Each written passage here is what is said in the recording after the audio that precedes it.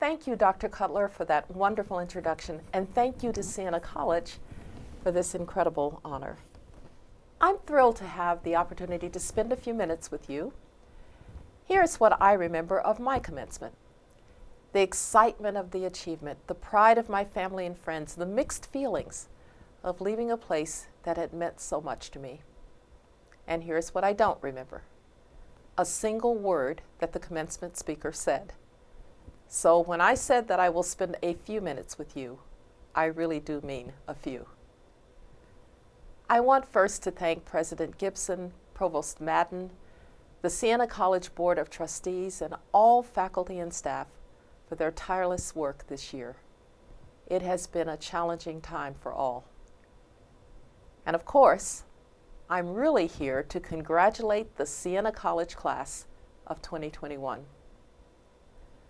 I also want to take a moment to congratulate the parents and grandparents and family members and friends attending today's ceremonies. This is a day of celebration for the support and love and faith that you have given to your graduate. This last year has not been the year that you imagined when you arrived at Siena, graduates, and this is probably not the ceremony that you dreamed of either. But I hope that you will take a moment to reflect on what this year has said about you, your perseverance, your flexibility and adaptability, the willingness to keep going, powered by the love of learning and the relationships that have sustained you. Those are lessons that will serve you well as you go out into the world, because life, quite frankly, is a lot like this year. Unpredictable and requiring flexibility, challenging and demanding persistence.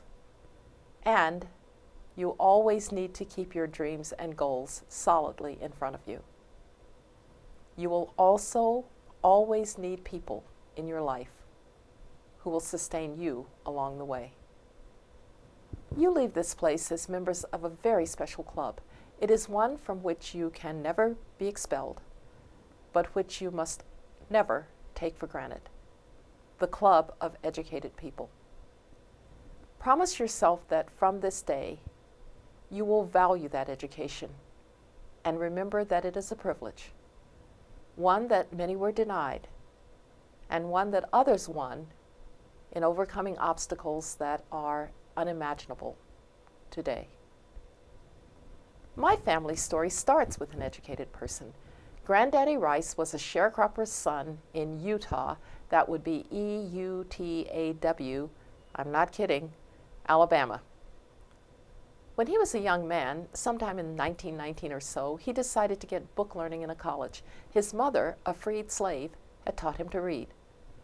So he asked how a colored man could go to college, and eventually he heard that he could go to Little Stillman College in Tuscaloosa, about 40 miles from where he lived. So he saved up his cotton to pay for his education. After his first year, the school asked him, how would he pay for the next year? He said, well, I'm out of cotton. They said, well, you are out of luck. But thinking quickly, he asked, how are those boys going to college?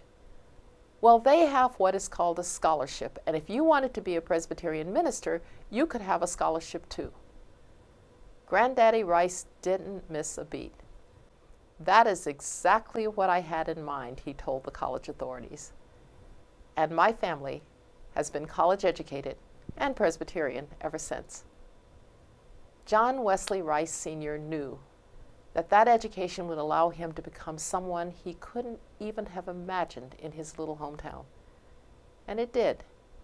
He would go on throughout the South founding churches and founding schools next door. And my father, his son, would become a high school guidance counselor and eventually a university administrator. And my Aunt Teresa, his daughter, would go on to the University of Wisconsin and get her Ph.D. in 1952 in Victorian literature and write books on Dickens. You think what I do is remarkable, maybe even a little weird for a black person? She wrote books on Dickens. Education is like that. It is transforming. And if you use it well, you can help to transform the world around you. So never take your education for granted and accept the responsibilities that come with it. The first responsibility of an educated person is actually to yourself. Love what you have learned and love what you will do with it. Find passion in it.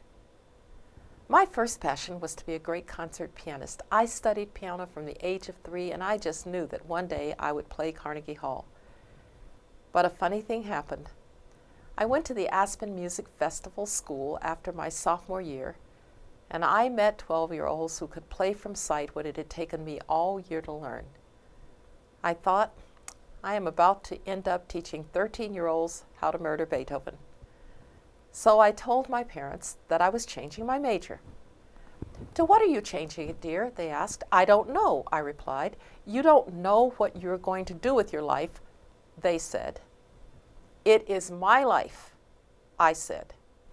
"It is our money. Find a major," my loving parents implored. I was crushed. My first passion was not going to work out. So I started taking classes, trying desperately to find a major. English literature, no. State and local government. Well, my project was to interview the city water manager of Denver, the single most boring man that I have met to this day. No, that wasn't it either. And then in my junior year, third quarter of my junior year, out of options, I wandered into a class in international politics taught by a Soviet specialist named Joseph Korbel, who was Madeleine Albright's father. He opened up the world of things Russian, of diplomacy and international politics, and I knew that I'd found it. I'd found my passion. The rest of my life unfolded from that moment in incredibly terrific ways. There is something else important in this story. I was a black kid from Birmingham, Alabama. There was no earthly reason that I should want to be a Soviet specialist. But I did. It was my passion. Your passion is yours and yours alone.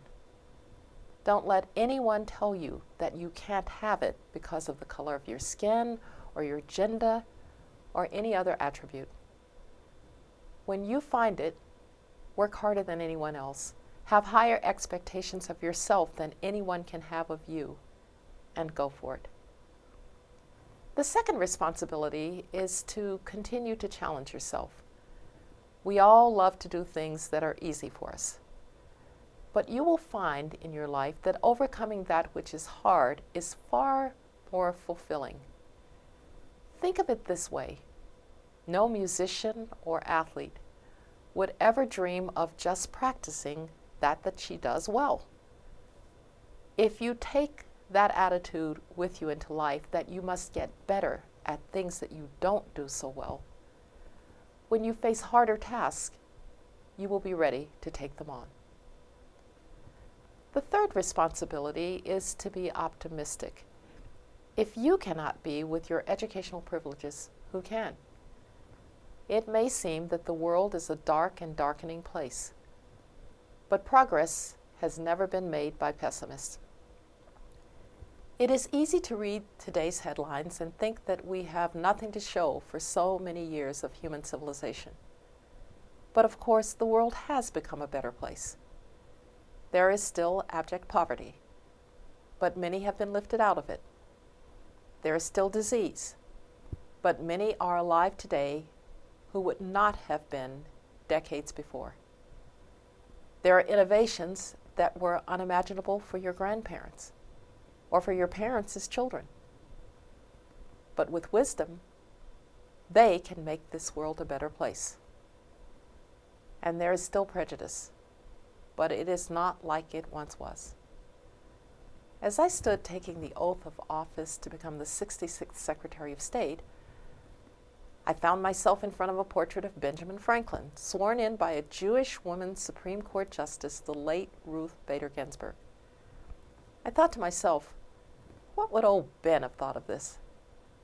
I love Ben Franklin, and I hope he would have been pleased. But the truth is, he could never have imagined it. And frankly, neither could I, as a kid growing up in segregated Birmingham, Alabama. and neither could Ruth Bader Ginsburg when she was just trying to have her voice heard in law school. The recognition of progress should not make us complacent with where we are, but it should make us hopeful and confident that step by step we can get better, that we can work toward the world as it should be, even as we live in the world as it is. If that is going to happen, though, we will all have to take responsibility for working to help those who have been left behind. We, the educated, owe it to those who were left behind. If you are ever feeling put upon a little or a lot by life, just go and help those who have less than you do. You will never again ask, why don't I have? You will ask, why do I have so much? And that is a great place from which to start to change the circumstances and the prospects of those around you. A fifth responsibility is to take with you what you have learned here about faith and reason. This is a place that values both and does not consider them to be in opposition to one another. I was so fortunate to have a Presbyterian minister and theologian as my father. He encouraged me to use my mind, to let my faith challenge me, and to challenge and ask questions of my faith. He told me to love the Lord God with my heart, soul, and mind. Many in the world are skeptical of religious belief, and so it is not easy to keep your faith at the center of who you are. But if you are a person of faith, you must keep it at the center, because it will sustain you. And you may find that there are others who are searching too. Human beings look for meaning, and religious faith is a deep well of meaning, and often a motivation to help those who are in need. Finally, I want to encourage you to take a pledge today that you will always seek to help overcome differences and division, not to add to them. These days, every group, every tribe has its own grievance and its own narrative. We seem to be in a race to see whose grievance is superior. With that comes the belief that you must make me comfortable and never offend me, and I will shame you on social media and beyond if you disappoint me. Well, let me suggest a different way of thinking about this. There is no constitutional right not to be offended. And in fact, we might be better off to spend a moment talking with someone or about something that has brought offense, learning and sharing and understanding. I would suggest that we all try the golden rule. Do unto others as you would have them do unto you. That should be enough. And then, when I offend or you offend, perhaps you will forgive me as I have forgiven you. Our world has been shaken, particularly in this last year. Yet human beings have been challenged by harder times and overcome them. Educated people have always played a part in that past, and they must in the future. The world needs optimistic, faithful people who have been tested and are ready to serve. Siena has prepared you for that kind of life. Now, take a minute to look around you, to call into your mind's eye the memories of friendships that will last a lifetime, of the good times and those of challenge during your time here. Today is, in one sense, the end of an important journey.